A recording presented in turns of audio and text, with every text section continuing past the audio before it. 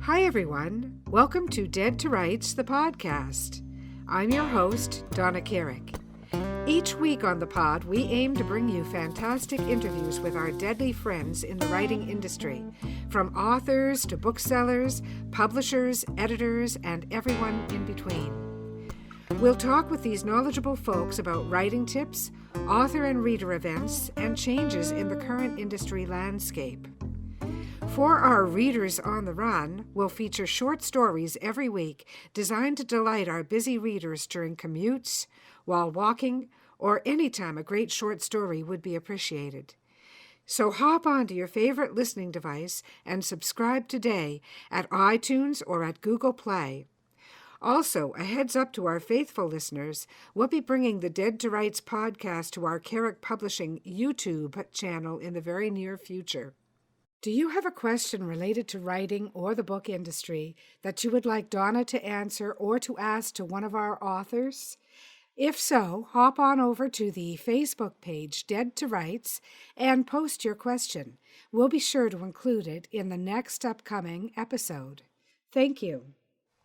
Today, we bring you a great episode. I'll be interviewing Karl Bimshas, leadership consultant and author in his own right.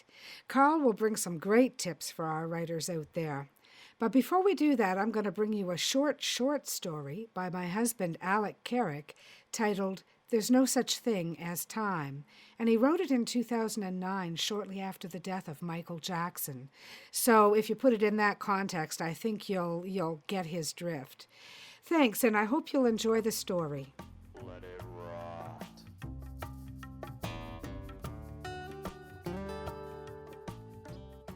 There's No Such Thing as Time by Ted Carrick. Whenever I hear that a major celebrity has died, I'm reminded that there is no such thing as time. Our most vivid memories of these individuals are when they were at their prime. Their vitality and life force made them seem indestructible. Then, suddenly, 10 or 20 or 30 years later, they are gone. It seemingly happens in the blink of an eye or the snapping of the fingers. I'm quite conscious that the same will happen to me one day. Michael Jackson has been the latest casualty of this phenomenon. A failure to understand that there is no such thing as time is what bothers me so much about teenage smokers. It is not as if they don't know the long-term consequences in terms of addiction and ill health. It's just that now is in the moment. Friends are calling and the future is so far away. I'm nearing 62 years of age. In other words, I've taken up residence in that far distant future and can bear witness that it was a very short journey to arrive here. The bridge of time is foreshortened by long-ago memories that can seem as fresh as today. Regret is the baggage when past foolishness leads to present pain. Teens who smoke might as well have signs on their backs that read, "I'm stupid and I don't listen to anybody." My wife, Donna, recently opened my eyes to another aspect of the passage of time that I had never considered before. In our consumer-oriented and advertising-driven society, we worship youth. But in all truth, many people become more beautiful as they grow older. Among those with some acquired maturity, smiles are less wide, but they are more knowing. Eyes may be a little less bright, but they draw you in deeper. Skin may lose resilience, but it's softer and warmer. The soul finds more expression in the form. Any discussion about the nature of time leads into a consideration of moving backwards and forwards across the ages. This is a staple of the science fiction genre. The trouble with time travel stories is that they always run up against a logical inconsistency. Nevertheless, here's a little tale that I've put together involving a mysterious stranger who walks into a drinking establishment and approaches the bartender. Stranger: If I'm able to convince you that I am a time traveler, will you pour me a free drink? That's a good one, says the bartender. Give it a try. Stranger: I know this will be a shock, but I'm your father, and I can prove it. Your mother was a very beautiful woman and destined for great things, but she died in childbirth. Bartender: Okay, that's true so far. I'll need a lot more than that, though. Stranger: I know that we look about the same age, pushing 40, but we have the same body type, except that you're putting on a little weight. Here, let me show you a picture of when I was a little boy. Wasn't I the spitting image of you? Bartender: Wow, you're right, but I was told that my father was killed in the war. Stranger: Your aunt and uncle just said that to make you feel better. Bartender: You do know a lot about me. Is it all based on research? Stranger: Would I go to all that trouble for one free beer? Bartender: I guess not. You mean it's really true then? Stranger: Yes, I am your father. But I have to tell you, Luke, I'm really a little disappointed. I thought by now you'd be a Jedi Knight. And that has been There's No Such Thing as Time by Ted Carrick. From Two Scoops is Just Right, 78 funny and original short stories. Let it rot.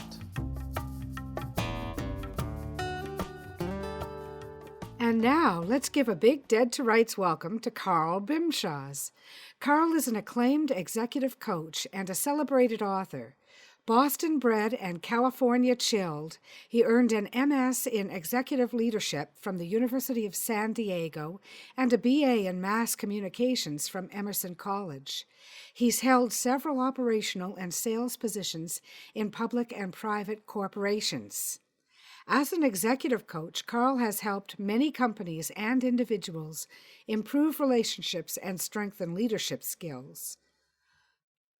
He works with organizations to create leadership training, accountability partnering, and customized development programs that grow employee relationships and build effective teams. Karl's clients are busy professionals who want to set and achieve great goals. He helps them better their lives, prevent career derailment, and works with them to create a step-by-step plan to accomplish important objectives. As an author, Karl has written a successful line of business books that feature valuable advice on how to thrive in today's workplace. His fiction writing also inspires readers to become leaders in their everyday lives. Fans of Karl's work find it to be vividly written, with dialogue that is realistic enough to make readers feel they are eavesdropping on a conversation. This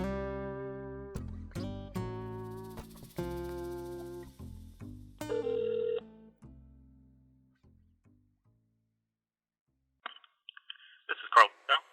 Good morning, Karl. Welcome to Dead to Rights. It's Donna. Hi, Donna. Glad to be here. Yes, it's good to have you on the show. I've been following you online for years, so I've been watching your leadership consulting service and your fictional writing for years, so I was really happy to be able to invite you on to Dead to Rights and have you accept. Well, I'm happy to be invited. Many of our listeners will already know you from social media as a writer and as an engaging friend and a great conversationalist. Your blog is www.bimshasconsulting.com, and it reveals to this reader a real passion for excellence in leadership, coupled with the knowledge to actualize effective leadership. Can you share with our listeners a little bit about your business background and what led you to pursue this passion for leadership consulting? Well, sure. Thanks. I've always been interested in leadership. I mean, it was more behind the scenes, and that I was a director. That's what I went to college for, was directing and that kind of thing. But I got involved with Xerox, Fortune 500 company, and became a manager there. And they had some great management training and all that. So I just had an interest in that. Also got my master's in executive leadership while I was with Xerox. Joined another firm where I did more sales, business development, and led a business development team there. And I've just always had that sense of wanting, you have a responsibility when you're managing people. It's not just the results that you get. It's also making sure that the people are feeling good and feeling good about getting the results, and you're all on the same page.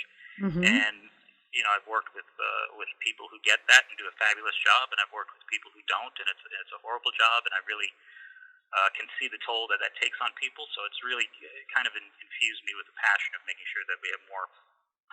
Well, we need more people like you to make that well known, because I've worked in business my whole life, and some of the things from looking at your website that really struck a chord with me were knowing your values. You've written an article on knowing your values.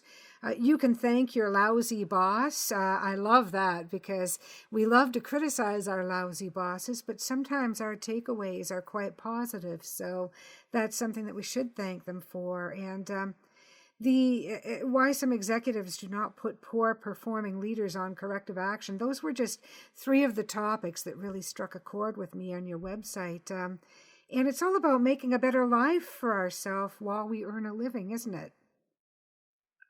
Right, absolutely. I mean, it's on both ends of it. I mean, if you're a leader and you're kind of having a lousy time with it, you don't like the people you're you're leading or the cause that you're going for, all that, you're kind of a miserable person.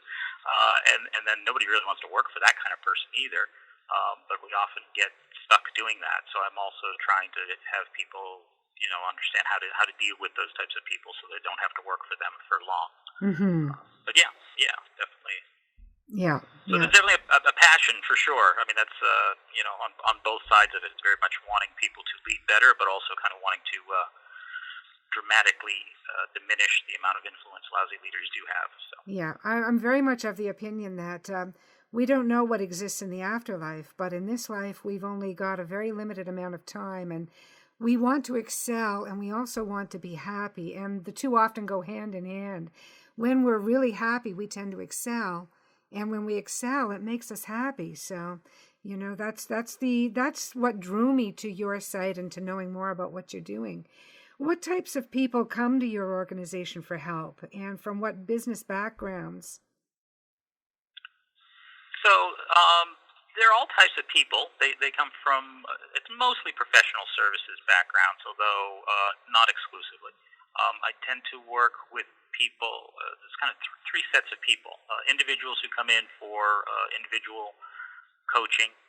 They just want to get better at what they're doing, or they have a specific goal in mind. But typically, 60% of my clients are women. They tend to have worked for something for a little while, and it's okay, but they want to do something different. They've had good success, but it's time for a change. They either want to start their own business or have the side gig really take root. And they haven't been getting the amount of support that they need, or their confidence is waived or something like that. So that's on the individual level. Mm-hmm. On the small businesses, I tend to work with small businesses, usually the owner, and small businesses, kind of the mom and pop shops or things that, maybe 10 to 15 people in the business. And it's been the founder, and they've started from scratch, and, they get a lot of pride in what they do. Mm-hmm. And they've reached a point where they've got to decide whether they're going to, continue to be the practitioner of what they do, or if they're going to be like the office manager or the president, or what is it that they're going to do. So they have to decide that. But they have all the success, but now they don't know how they did it, or they realize, I'm not treating people the way I want to. They just stumbled across the fact, I'm actually leading instead of just running a business. Right. So, yeah, exactly. Those who have realized that. And then executives, usually director level or above, and these tend to be people who have been in an executive role for maybe 18, 24 months, and the honeymoon period has kind of faded pretty quickly.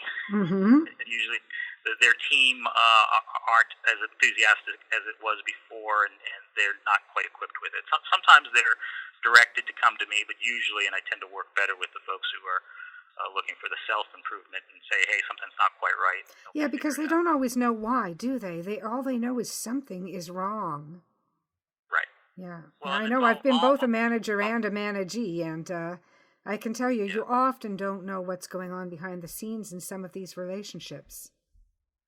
Oh, very, very rarely. And so, I go through, there's a lot of skills, I call them the essential leadership skills.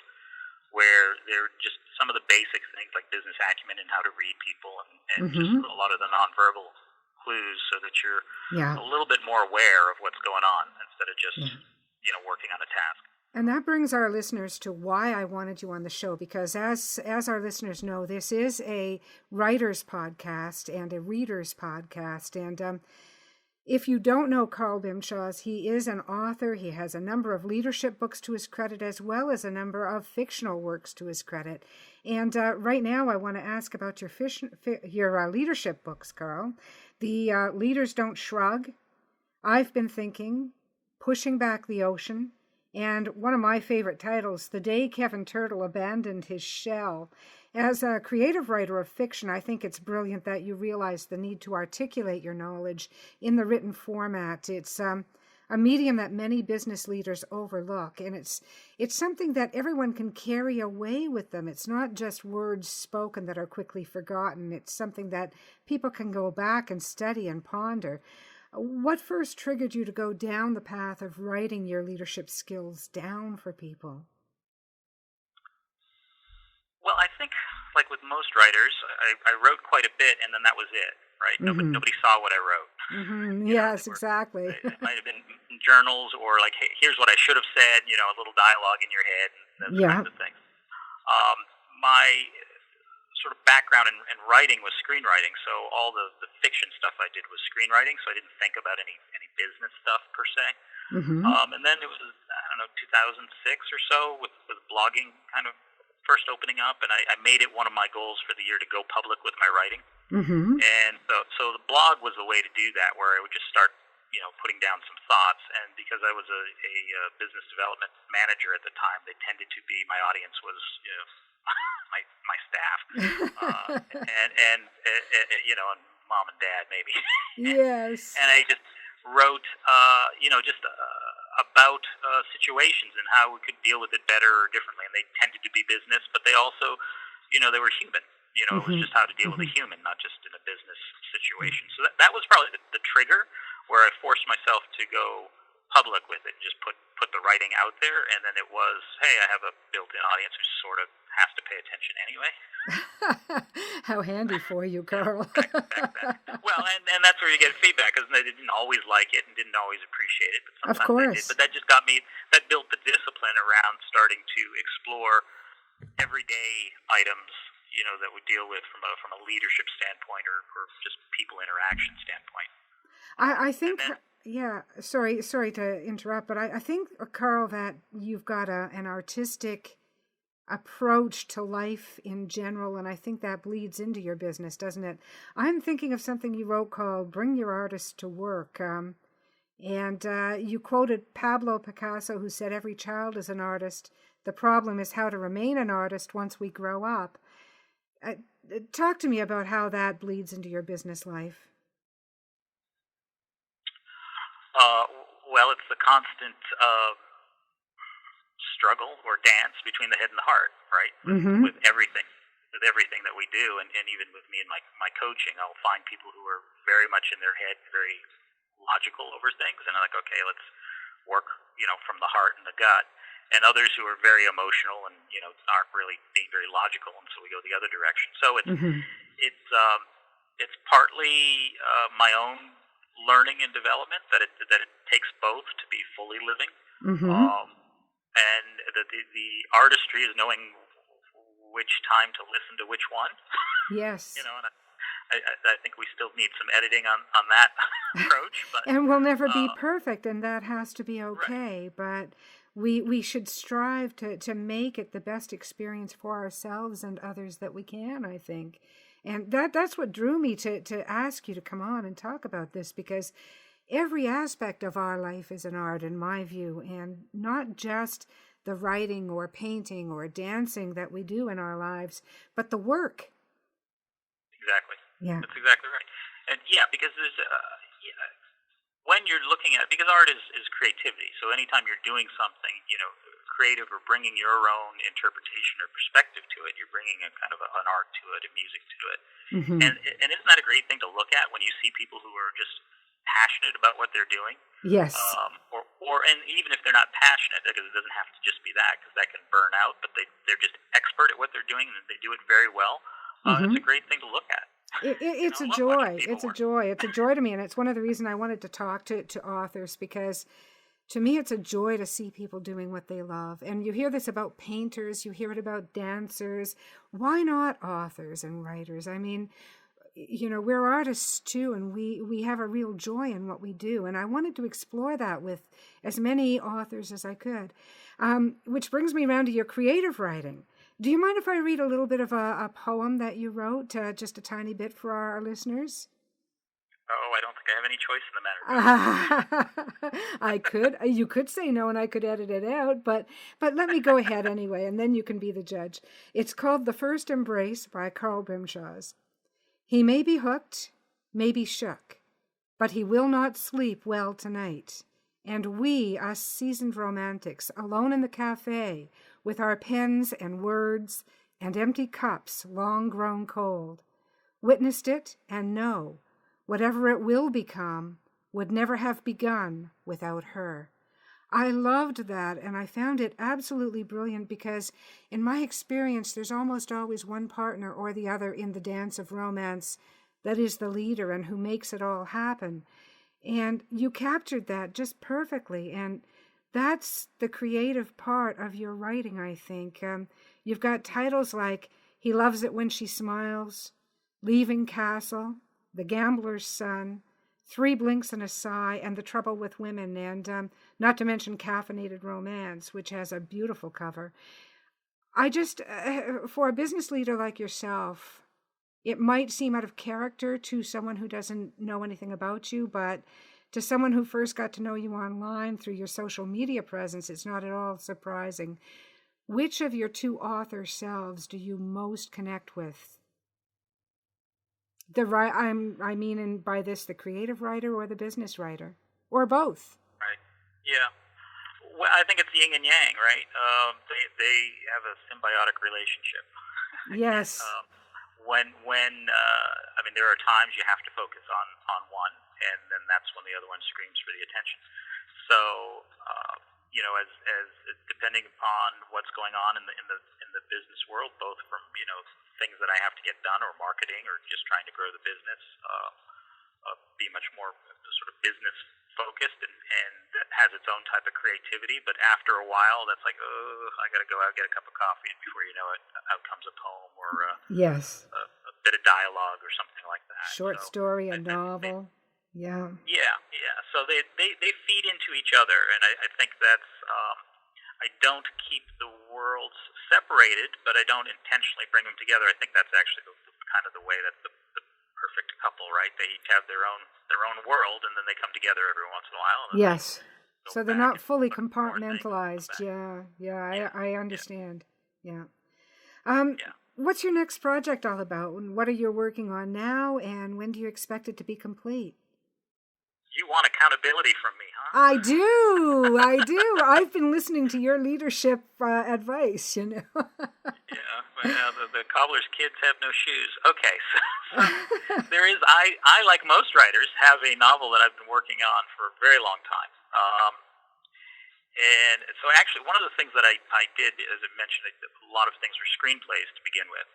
And it's only, maybe 6 or 7 years ago that I started really turning them more into prose and novels and short stories and things like that. And so I did a project for myself where I took all the characters of everything that I have already written and reformatted them so that they all fit together. Oh. So they might have been separate characters before. Now I'm telling a story, so it's a big long timeline. So it's almost like a series of books. And the one that I'm working on now, which I really liked as a screenplay, but it has a few holes in it. As a work of fiction here, it feels like a transition piece. And so here's my typical writer avoidance. So it doesn't feel ready yet, Donna. But it's been like that for a long time, and that's really where, as a writer, you have to okay, it's time to let it go. So I think it's, one more pass, and then it's done and it's out there, and then I can move on. And it is a bit of a transition piece because it's a piece of work that I'm not entirely convinced it will stand on its own, but it fits between the two stories that I have in mind. But that's just me procrastinating and putting it off. But you asking that question, I will have it done by the spring. You'll be able to tell us more about it online or if I call again, right? Yes, I will. I will commit to that. Now, it may be horrible, but it will be done, and it will be out there. And finished is important. I know this from reading your leadership consultations online. Finishing is important, even if you finish poorly, because finishing allows you to clear out the clutter mentally and move on, doesn't it? Yes, absolutely. Yeah. You gotta get these completes in your life. Yeah, that's right. And that leads me to ask you if you have a tip for our writers, new writers in particular who may be listening, about any part of the industry. I'm not so much part of the industry, but I do have. I'm going to go with 6 words of advice. Okay.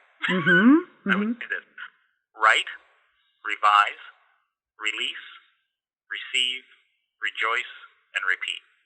I like that. Say that again one more time, please. Well, now I'll define them for you. So write, like you actually write. Don't talk about writing. Just make the discipline of doing it. Right. Revise. What you wrote probably isn't brilliant the first time around. It might be, but it probably isn't. So you got to revise it a bit. That's where some of the magic happens. Release. You got to let it go. You got to, give it to people, to publish it, self-publish it, put it out there. It needs to breathe, right? And then once you release, it's no longer yours, really.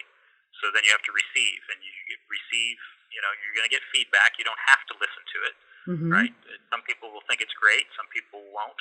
Sometimes it'll just be crickets, but you just have to receive and get feedback. And then rejoice over the fact that you actually did all of that. And then repeat. Do it again. Yep. And I think if you follow that, you're going to have a pretty good path, no matter what you choose.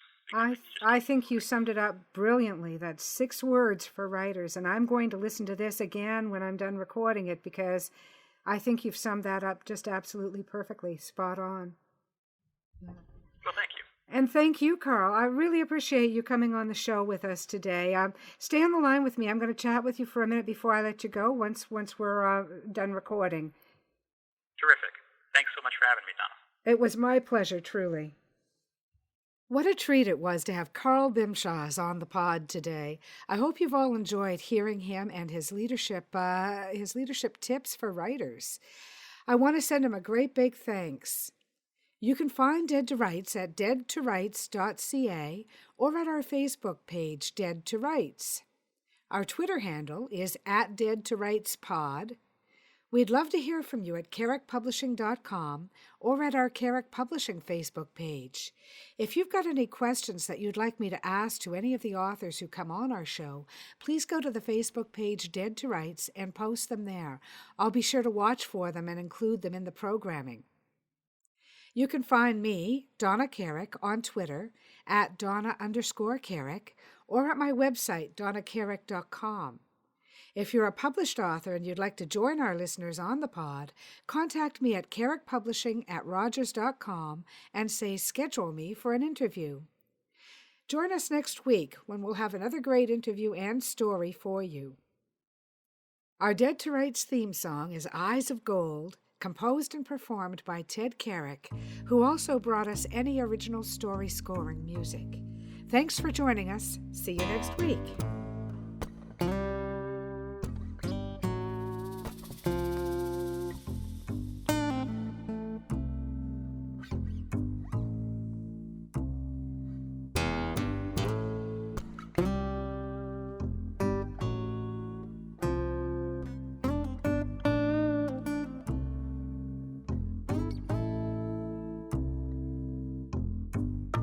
A dusty road, a man alone. His vital signs go on hold. And I don't know what you've been told, but the years have turned my eyes gold. And I told you what you told me, we'd never be in the same boat for free, yet it rides let it rock.